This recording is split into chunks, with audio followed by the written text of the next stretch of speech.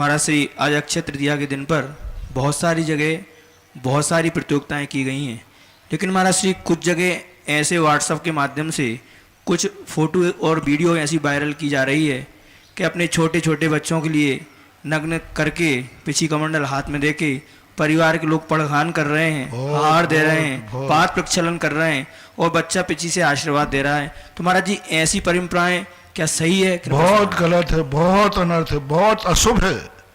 जिसने भी ऐसा किया हो उसको प्रायश्चित लेना चाहिए।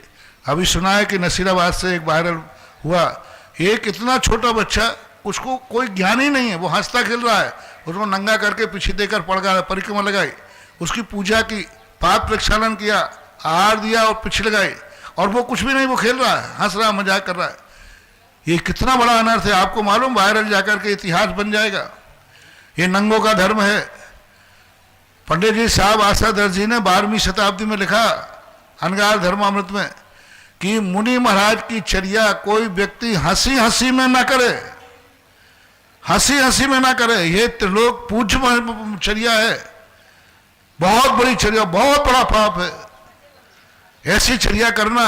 अरे कभी नाटक में करना पड़ता है तो वो मिट्टी लगा लेते हैं या इतना आधा पर्दा लगा लेते हैं, लेकिन खुल्लम खुल्ला दिगंबर चर्या को अपनाना, ये तो इतना बड़ा पाप है कि इस पाप के लिए उनको प्रायश्चित लेना चाहिए।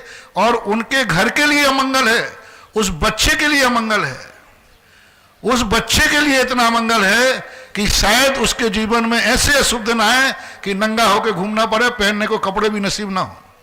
दिगंबर मुनि की चर्या यदि हंसी हंसी में की तो नियम से वो दिगंबर मुनि तो नहीं बनेगा, वो ऐसा नंगा बनेगा कि पहनने को कपड़े भी नसीब नहीं होंगे उसको, ऐसा संकट आएगा उसके ऊपर।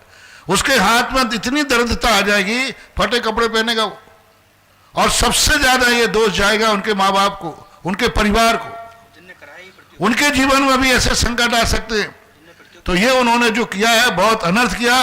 अपना वायरल वापस ले सकते हो, वापस लें और प्रायश्चित करें। ऐसा अनर्थ करने की था तुम्हारे हुआ।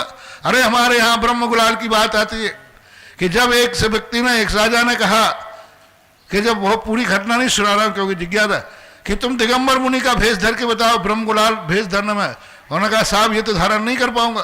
बोले करना पड़ेगा, राजा की आज्ञा है। तो उन्होंने एक बार दिगंबर भेष धारण किया, फिर वो घर लौट के नहीं आए, मुनि बन के चले गए। यानी हंसी हंसी में भी यदि दिगंबर मुनि बना लिया जाए तो फिर उसको दिगंबर मुनि ही रहना चाहिए, उसका पुनः अल्टरनेट नहीं होता। दिगंबर मुनि का द्वारा कोई अल्टरनेट नहीं है। अब उस बच्चे को ना तो मुनि बना सकते हो, अब तुरंत कपड़े पहना दिए होंगे। यानी आपने अक्षय तृतीया के दिन उसको मुनि मान के पूजा, मुनि मान के बुलाया और बाद में आपने कपड़े पहनाए।